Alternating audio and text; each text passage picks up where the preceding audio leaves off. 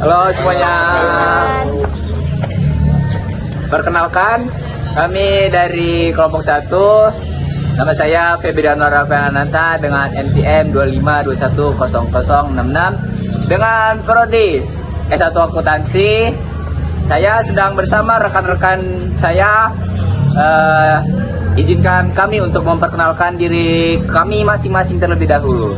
Di sebelah saya ada rekan saya yang bernama. Nama saya Kaisar Galing Karya dengan NPM 25210062. Saya Intan Yulina dengan NPM 25210097. Saya Rindi Arzenda dengan NPM 25210081.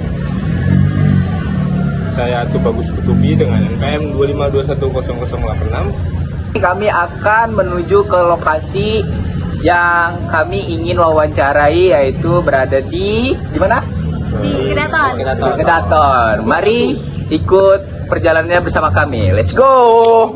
Kami dari Universitas Malahati program studi akuntansi. Di sini kami akan mewawancarai salah satu UMKM yang ada di Bandar Lampung, tepatnya di Labuan Ratu, Kedaton, yaitu di Kopindi. Dengan mata kuliah Manajemen Informasi dan Inovasi, dosen pengampu Bunda Hardini Ariningrum, SE MAK CFRS. Oke, baik Kak, izin bertanya Kak. Sebelumnya maaf nih Kak, Kakak kalau boleh tahu namanya siapa Kak? Namanya Muhammad Gilang.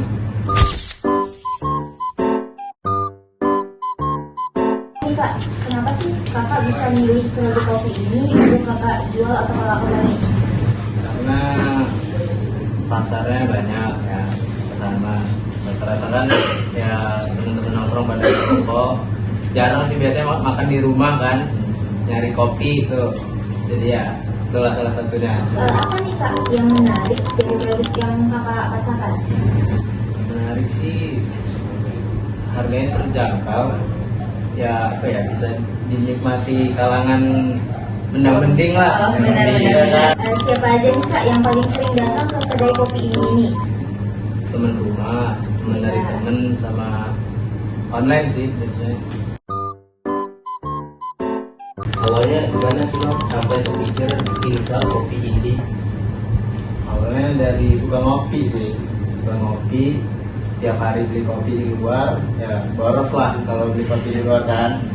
Jadi belajar, awalnya belajar buat sendiri segala macam. Ujungnya malah seru, tagihan, terus dikasih ke teman-teman malah suka, malah disuruh jualan aja gitu. Kapan usaha kopi ini mulai berdiri ya Bang? Kalau tempatnya berdiri di tongkrongan itu 2019. Tapi kalau buka usahanya itu 2022 udah buka.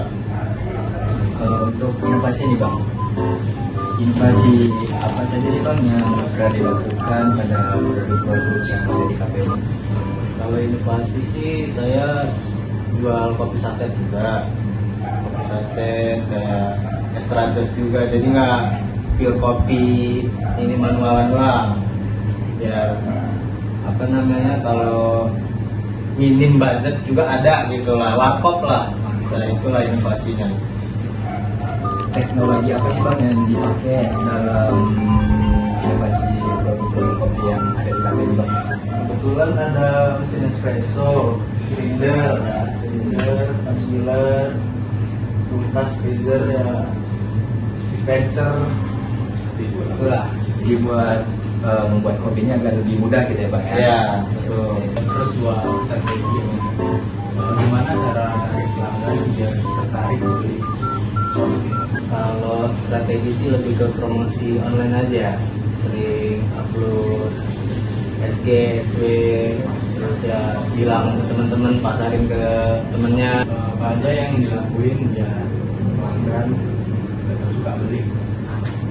Biasanya sih ya ramah lah, itu pertama, ramah. Kedua ya kita harus tahu lah pelanggan ini butuhnya yang kayak gimana gitu. Kita bisa ngikutin lah, harus bisa ngikutin kemauan pelanggan lah. Berapa sih modal awal yang dibutuhkan untuk memulai usaha ini? Kalau budget awal sih mungkin banyak yang nggak percaya, 150.000. Kalau modal awal buat ngulik ya, buat cuma beli mokapot doang, beli kopinya gitu. Cuman kalau modal keseluruhan 30-an ada. 30 juta. 30-an ada. Kira-kira dari mana sih sumber pendanaan usaha kopi ini? Sumber pendanaan sih dari nabung sih awalnya. Dari nabung uang harian dari orang tua, dari apa ya, kerja tadinya kan sempat kerja juga tuh, kerja bantu teman lah. Ya, dari situlah uangnya, uang modal. Kira-kira untuk modal alat-alat itu habis berapa sih Bang? Kalau modal alat sih rata-rata 10 ya, 10 juta, 5 juta alat-alat, rata-rata segitu sih. Sekian dari video kami akhiri. Wassalamualaikum warahmatullahi wabarakatuh. Cara kami menemukan satu masalah utama, yaitu kurangnya promosi melalui media sosial. Ya, banyak UMKM punya produk yang bagus, berkualitas juga, terus harganya juga murah. Seperti ya kedai kopi ini ya, cocok banget untuk orang-orang yang nongkrong yang nggak ada duit gitu kan. Harga range itu 8.000 sampai 12.000 gitu kan. Tapi masih terbatas gitu ya dari promosinya yang sangat hidden gem ya. Contohnya masuk ke gang gitu. Dan informasinya juga masih mengandalkan dari mulut ke mulut saja.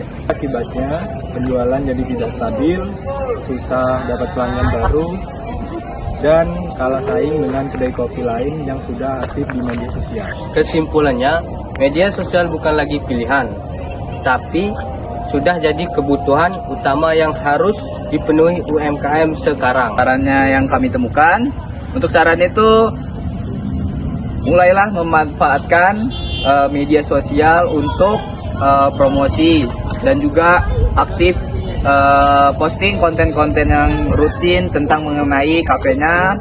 Terus boleh berisi tips atau proses seduh kopi atau testimoni pelanggan, dan gunakan hashtag yang sedang ramai dan sesuai seperti kedai kopi Indi, terus kopi Lampung. Jangan lupa bangun interaksi seperti balas komen, terus jawab dari DM-an, dan bikin polling di story biar pelanggan merasa dekat. UMKM naik kelas, bukan cuma jago bikin produk, tapi juga jago bercerita di dunia digital. Terima kasih Bang udah nyediain waktunya. Mohon pamit dulu ya Bang ya. Ya, terima kasih juga. Baik, sekian dari Ini kelompok 1. Sekian dari kelompok kami mengenai wawancara UMKM di Bandar Lampung ini. Untuk kalian jangan lupa follow, like, comment, and subscribe, dan share ke teman-teman, keluarga, kakek, nenek, cucu, Dan jangan lupa mampir juga ke Kopi Indi. Harganya murah-murah, tempatnya asik buat nongkrong. Intinya, jangan pernah ragu untuk memulai usaha walaupun modalnya kecil. Anjay.